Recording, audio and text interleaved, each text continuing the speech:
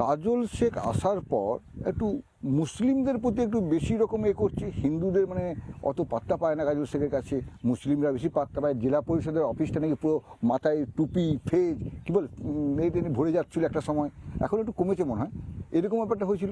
দেখুন, বীরভূম জেলা পরিষদে দরজাটা সব সময়ের জন্য খোলা থাকে না, সবার জন্য খোলা থাকে না। কাজল শেখ আসার পর নাকি খালি মুসলিমদের জন্য বেশি খোলা ছিল। সব সময়ের জন্য খোলা থাকে, সবার জন্য খোলা থাকে। আপনিও কোনোদিন ছদ্মবেশে যাবেন বা কাউকে পাঠিয়ে দেখবেন যে দরজাটা নক করে তারপর ভিতরে আসার জন্য বলি, যদি মিটিং না চলে থাকে। তো যে কেউ যায় ওখানে।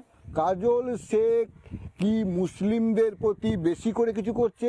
উনি হিন্দু মুসলিম করে, উনি সাম্প্রদায়িক, আমার প্রশ্ন এইটুকু। দেখুন, আমি হিন্দুদের ক্ষেত্রে যদি বলেন, যদি আপনি নিজেকে একজন হিন্দু বলে মনে করেন, নানুরের ক্ষেত্রে বলছি, ধরুন নানুর একজন হিন্দু আপনি, কিন্তু আমি বলবো আপনার থেকে আমি বড় হিন্দু। তার কারণ একটা, নানুরে যতগুলো মন্দির আছে এমন কোনো মন্দির নেই যে মন্দিরে কাজল শেখের কোনো সাহায্য, বা যে মন্দিরে যখন পূজা অর্চনা হয় কাজল শেখ যায় না। বীরভূম জেলার সব থেকে বেশি দুর্গা প্রতিমার দ্বার উদ্ঘাটন কাজল শেখ করে। সেটা তো সভাধিপতি হওয়ার আগেও করেছি, সভাধিপতি হওয়ার আগেও করেছি, সভাধিপতি না থাকলেও করব। তার কারণ আমার কাছে হিন্দু মুসলমান বলে কিছু নেই, আমি সবাইকে সমান চোখে দেখি, সবাই আমাকে সেভাবেই ভালোবাসে। কেউ ভাই হিসাবে, কেউ দাদা হিসাবে আমাকে আমন্ত্রণ জানায়, সভাধিপতি হিসাবে নয়। আর যদি সভাধিপতি হিসাবে আমন্ত্রণ করে থাকে, তাহলে আপনি কি করে বলছেন সভাধিপতির ঘরটা শুধু মুসলিমদের?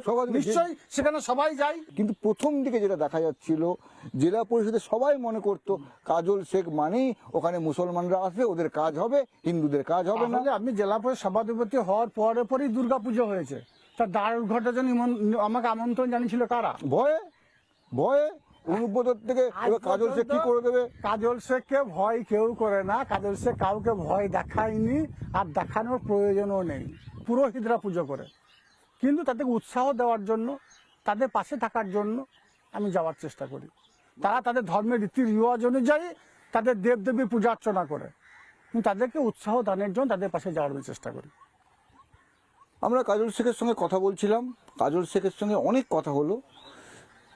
আমরা যা প্রশ্ন করেছি তার উত্তর তিনি দিয়েছেন। যেমন উনি বলেছেন উনি বালির সঙ্গে যুক্ত নন, উনি হিন্দু মুসলমান করেন না, উনি বোমা বারুদের রাজনীতি করেন না, ওনার কোনো সম্পত্তি এমন নেই যে সম্পত্তি অবৈধভাবে হয়েছে। উনি সব ভালো কথা বলেছেন নিজের সম্পর্কে। এমনকি ইনি তাও বলেছেন যে অনুব্রত মণ্ডল নিয়ে উনি কোনো কথা বলেনি। গোটা মানে এটা বীরভূম নয়, গোটা বাংলা জানে ওনার মধ্যে আদায় কাজ করার সম্পর্ক। তবু উনি মানে এদিক ওদিক করে কথা পেঁচিয়ে ঘুরিয়ে বেরিয়ে গেছেন। তবে একটা কথা উনি বলেছেন যে বীরভূমের উন্নয়ন উনি করছেন, করবেন। এবার আরেকটা প্রশ্ন, লাস্ট শেষ কথা, কটা জিতবেন বলুন? 11 মিলিয়ে নেবেন। যেদিন গণনা কেন্দ্রে আসবেন, ঝাঁপি খুলবে শুধু জোড়া ফুল, আর বিরোধী দেখবে শশীর ফুল। মানে 11 এদিকও নয় ওদিকও নয়, না 11-0 হবে। 11টাতে জোড়া ফুল ফুটবে আর বিরোধীরা শস্যের ফুল দেখবে। আর অনুব্রত মন্ডলের পিছনকে টানে কোনো টানাটানি চলবে না, কারো টানা চলবে না, কারো খেঁচাখেঁচি চলবে না। বীরভূম জেলায় যেখানে যাকে মমতা বন্দ্যোপাধ্যায়, অভিষেক বন্দ্যোপাধ্যায় ক্যান্ডিডেট করবে, সেই জিতবে বিপুল ভোটে। এ বিষয়ে দ্বিমতে কোনো অবকাশ নেই। নানা ধরনের কন্টেন্ট দেখার জন্য লাইক করুন, শেয়ার করুন আমাদের ফেসবুক পেজ, সাবস্ক্রাইব করুন আমাদের ইউটিউব চ্যানেল। পাশাপাশি অন্যান্য ব্রেকিং নিউজের জন্য অবশ্যই চোখ রাখুন রিপাবলিক বাংলায়।